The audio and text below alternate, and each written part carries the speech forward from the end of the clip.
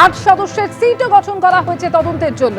আর এই সিটের নজরে এবার দেবরাজ চক্রবর্তী ঘনিষ্ঠ একাধিক জনপ্রতিনিধি, ঘনিষ্ঠ 4 জন কাউন্সিলর দেবরাজ চক্রবর্তী ঘনিষ্ঠ, তাদেরকে ইতিমধ্যেই গ্রেফতার করা হয়েছে। সরাসরি এই বিষয় নিয়ে আরো জানবো, সুকান্ত মুখোপাধ্যায় আমাদের সঙ্গে রয়েছেন। সুকান্ত, এবার দেবরাজ চক্রবর্তী ঘনিষ্ঠ একাধিক জনপ্রতিনিধি, তারাও নজরে রয়েছে এই বিশেষ তদন্তকারী দলের।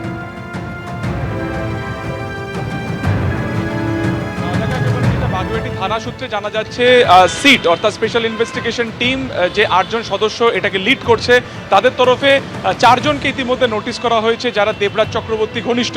যাদের মধ্যে তোমাকে বলে রাখি, বিধাননগর পুরসভার 27 নম্বর ওয়ার্ডের যিনি কাউন্সিলর ছিলেন বিনু মণ্ডল, তাকে নোটিশ দেওয়া হয়েছে। দ্বিতীয়ত হচ্ছে মনীষ মুখার্জি 24 নম্বর ওয়ার্ডের, তাকে নোটিশ দেওয়া হয়েছে।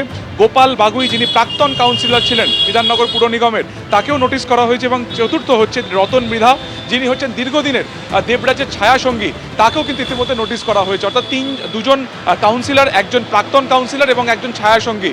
গতকাল রাত্রে এদের প্রত্যেককে নোটিশ দেওয়া হয়েছে। আজকে তাদেরকে বেলা 12টা নাগাদ বাগুইআটি থানাতে ডাকা হয়েছে। কিন্তু পুলিশ সূত্রে যেটা জানা যাচ্ছে যে তারা যখন নোটিশ দিতে যান তখন কিন্তু এই 4 জনই কার্যত পলাতক এবং তারা এলাকাতে নেই। এবং সেই ক্ষেত্রে দাঁড়িয়ে এই নোটিশ কিন্তু তাদের পরিবারের যারা সদস্য রয়েছেন তাদের হাতে দিয়ে আসা হয়েছে। এবং আজকে 12টা নাগাদ তাদেরকে আসতে বলা হয়েছে। এবং আজকে যদি তারা না আসেন সেক্ষেত্রে আজকে ফের দ্বিতীয় দফার নোটিশ এদেরকে পাঠানো হবে। কেন এদেরকে নোটিশ করা হচ্ছে?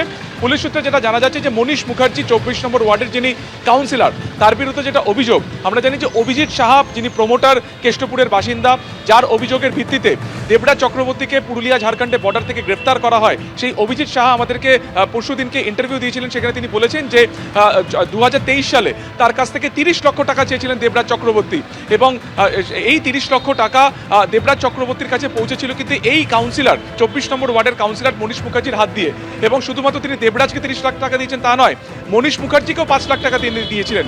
অর্থাৎ যে মামলাতে গ্রেফতার হয়েছিলেন দেবরাজ চক্রবর্তী, সেই মামলাতে সরাসরি যুক্ত হচ্ছেন এই মনীষ মুখার্জি, যিনি ঘটনার পর থেকে পলাতক। দ্বিতীয়ত হচ্ছে রতন মৃধা, দীর্ঘদিনের ছায়াসঙ্গী এবং দেবরাজের হাল একেবারে সম্পর্কে যাবতীয় তথ্য কিন্তু এই রতন মৃধার কাছে আসে। সেও কার্যত পলাতক, এই মুহূর্তে তাকে খুঁজে পাওয়া যাচ্ছে না, তাকেও নোটিশ করা হয়েছে। এবং যেটা তোমাকে বললাম বিনু মণ্ডল 27 নম্বর ওয়ার্ডের কাউন্সিলর, তাকেও তলব করা হয়েছে। কেন এই কাউন্সিলরদেরকে তলব করা হচ্ছে? পুলিশ সূত্রে যেটা জানা যাচ্ছে যে 10টি অভিযোগ দায়ের করা হয়েছে, বিভিন্ন প্রমোটার বা সেখানকার স্থানীয় বাসিন্দারা যে অভিযোগ করেছেন, প্রত্যেকটা ক্ষেত্রে অভিযোগের প্যাটার্ন কিন্তু এক। যে কোনো প্রমোটার যখন এই সমস্ত কাউন্সিলরের এলাকাতে কোনো প্রমোটিং করতেন, পুরসভার তরফে তাদের কাছ থেকে নোটিশ আসতো কোনো না কোনো লিগালিটি দেখিয়ে, বা যে এটা কোনো রকম পোর্শন বেআইনি রয়েছে, এবং সেই নোটিশ দেখানোর পরেই কিন্তু তাদের কাছ থেকে টাকা চাওয়া হতো। এবং এই টাকা চাওয়ার ক্ষেত্রে বড় ভূমিকা পালন করতেন কিন্তু এই কাউন্সিলররা। পরবর্তী সময় যে টাকা ধার্য করা হতো তার থেকে কিছু টাকাতে সেটা রফা করা হতো। অর্থাৎ দেবরাজের সাথে রফা করার কাজে সরাসরি পার্টির সাথে যুক্ত থাকতেন হচ্ছে এই সমস্ত কাউন্সিলররা। এবং এই কাউন্সিলররা মধ্যস্থতাকারী হিসেবে একটা টাকা তাদের কাছে যেত এবং তার একটা মোটা টাকা তারা পৌঁছে দিতেন দেবরাজের কাছে। বলতো এই যে অভিজিৎ সাহার অভিযোগের পরিপ্রেক্ষিতে দেবরাজ গ্রেফতার হলো, এই প্রসঙ্গে জিজ্ঞাসাবাদ করতে গিয়ে নানান তথ্য উঠে আসছে এই কাউন্সিলরদের সম্পর্কে।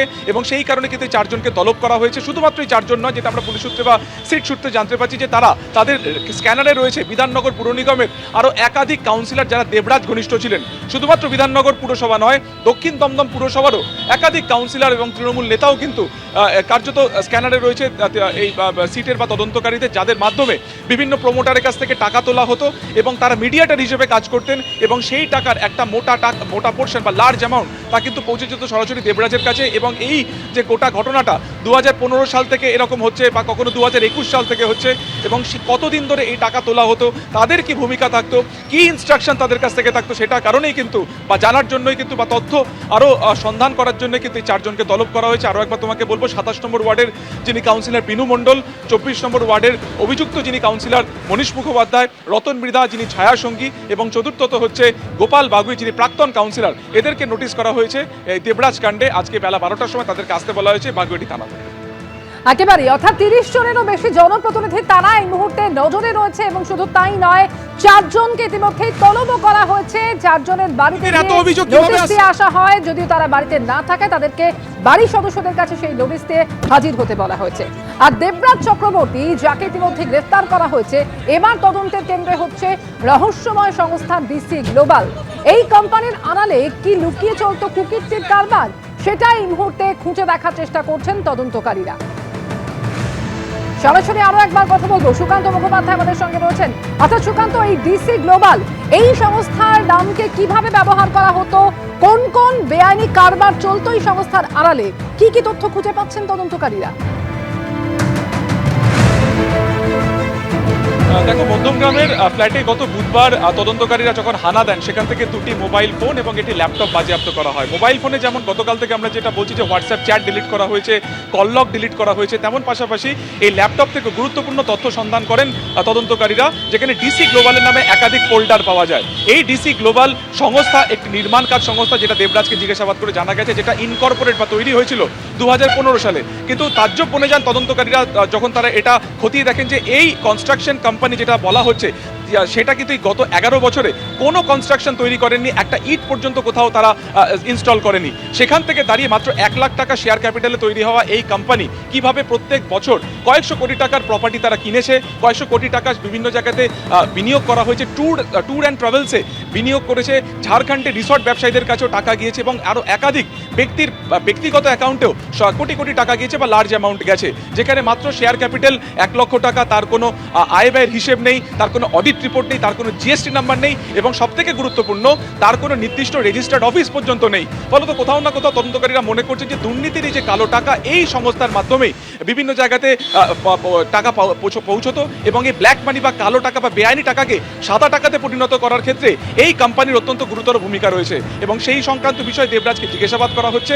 এর ঠিকানা আদপে কি, এর ডিরেক্টর কারা, 2015 সালে তৈরি হলো এই নির্মাণকারী সংস্থা কেন কোনো নির্মাণ কাজে যুক্ত হলো না, এর আদৌ কোনো এমপ্লয় ছিল কিনা, এই ডিসি গ্লোবালের ডিসি অর্থাৎ দেবরাজ চক্রবর্তী এই নামের অধ্যক্ষ কি, সেইটা কিন্তু তদন্তকারীরা জানার চেষ্টা করছে। ফলত সব মিলে এই মুহূর্তে তদন্তের আতশ কাছে তলায় কিন্তু হচ্ছে এই ডিসি গ্লোবাল, যার মাধ্যমে একটা বিশাল সংখ্যক প্রপার্টি কেনা হয়েছিল, কয়েকশো কোটি টাকা বিনিয়োগ করা হয়েছিল বিভিন্ন জায়গাতে, সেটাই একেবারে শিকড় সন্ধানে পৌঁছানোর চেষ্টা করছেন তদন্তকারীরা। ধন্যবাদ সুকান্ত। দেবরাজ চক্রবর্তী গ্রেফতারের পর পুলিশের নজরে তার স্ত্রী তৃণমূলের প্রাক্তন বিধায়ক অদিতি মুন্সি। পুলিশ সূত্রে দাবি, তাদের মধ্যমগ্রামের বাড়ি থেকে উদ্ধার হওয়া ল্যাপটপে মিলেছে ডিসি গ্লোবাল সংস্থার নামে সম্পত্তি কেনা এবং হস্তান্তরের নথি। একাধিক ট্যুর অ্যান্ড ট্রাভেল সংস্থায় বিপুল বিনিয়োগের তথ্য পাওয়া গেছে বলে দাবি করা হয়েছে পুলিশ সূত্রে। দেবরাজ চক্রবর্তী গ্রেপ্তার, এবার তদন্তের কেন্দ্রে রহস্যময় সংস্থা ডিসি গ্লোবাল। এই কোম্পানির আড়ালে কি চলতো কুকীর্তির কারবার? দুর্নীতির কালো টাকা বাজারে বিনিয়োগ করে সাদা করতে কি খোলা হয়েছিল ডিসি গ্লোবাল নামে সংস্থাটি? জবাব খুঁজছে দেবরাজ কাণ্ডে গঠিত বিধাননগর কমিশনারেটের 8 সদস্যের সিট। পুলিশ সূত্রে খবর, বুধবার দেবরাজ চক্রবর্তীকে গ্রেপ্তারের দিনেই তার স্ত্রী অদিতি মুন্সিকে জিজ্ঞাসাবাদ করতে তাদের মধ্যমগ্রামের বাড়িতে পৌঁছে যায় বাগুইআটি থানার মহিলা পুলিশ অফিসাররা। স্বামী দেবরাজের বিরুদ্ধে ওঠা গুচ্ছ অভিযোগের বিষয় রাজারহাট গোপালপুরের প্রাক্তন তৃণমূল বিধায়ককে বেশ কয়েক ঘন্টা জিজ্ঞাসাবাদ করা হয়। এর পাশাপাশি দেবরাজ অদিতির মধ্যমগ্রামের বাড়ি থেকে কয়েকটি জিনিস বাজেয়াপ্ত করা হয়। পুলিশ সূত্রে খবর, বাজেয়াপ্ত করা হয়েছে 2টি মোবাইল ফোন ও একটি ল্যাপটপ।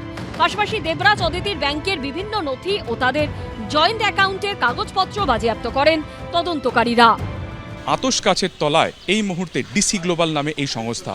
পুলিশ সূত্রে যেটা জানা যাচ্ছে যে দেবরাজ গ্রেফতারের আগে তার বাড়িতে যখন পুলিশি তদন্তের জন্য সেখানে অভিযান হয়, সেই সময় সেখান থেকে 2টি মোবাইল ফোন এবং ল্যাপটপ পাওয়া যায়। এই ল্যাপটপের ভেতর থেকে ডিসি গ্লোবাল নামে একটি সংস্থার হদিশ মেলে তদন্তকারীদের এবং সেখান থেকে জানা যায় যে বিগত 5 বছরে এবং বিশেষ করে শেষ কয়েক বছরে এই ডিসি গ্লোবালের নামে একাধিক সম্পত্তি কেনা হয়েছিল।